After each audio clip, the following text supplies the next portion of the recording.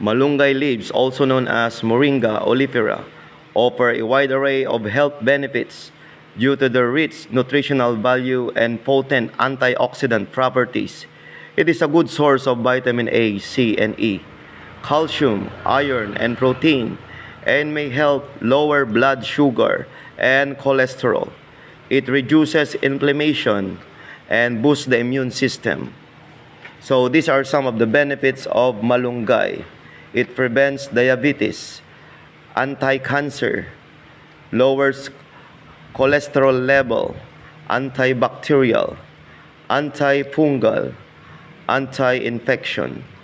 It strengthens the immune system, treat common colds, fever, and asthma.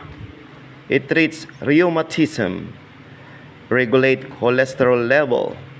It heals ulcers.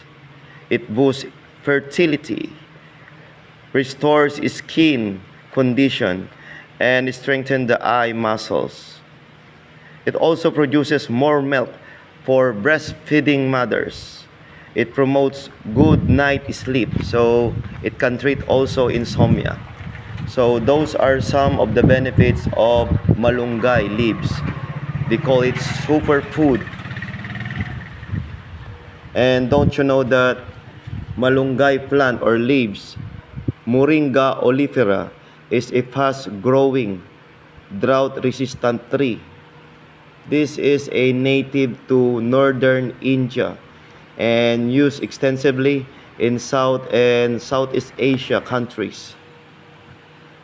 So ito po yung ating sample ng malunggay leaves. Ayan po. So hinahalo yung malunggay usually pag may ulam tayong gulay, sa munggo, or sa black beans.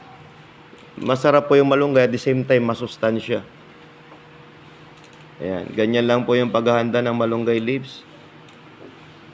At maraming gamit tong malunggay leaves, that's why this is called superfood. Kasi ito ay gulay na maraming sustansyang taglay, at the same time gamot. Marami siyang nagagamot. Minsan binabaliwalan lang natin tong malunggay kasi it's very common sa ating bansa. Nandyan lang sa mga daanan, sa kalye. O minsan di natin pinapansin. Napakalaking tulong pala sa ating kalusugan to. Ayan po. So ilalagay na natin yung malunggay sa ating nilulutong black beans. Ayan po.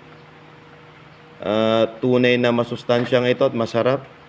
So dapat wag nating i-overcook yung malunggay para ma-retain yung kanyang nutrients. Yan. Wag masyadong i-overcook. Ayan po. So this malunggay plant or malunggay leaves, also known as drumstick tree or home radish tree. So malunggay is easy to be planted or grow. You can propagate it through cutting or by planting its seeds. At bago magtapos yung video ito, hinihiling ko po ang bawat isa na mag-subscribe and press the like button. Muli, ito po si LA para sa LA TV Sports and Viral Videos. Maraming salamat po.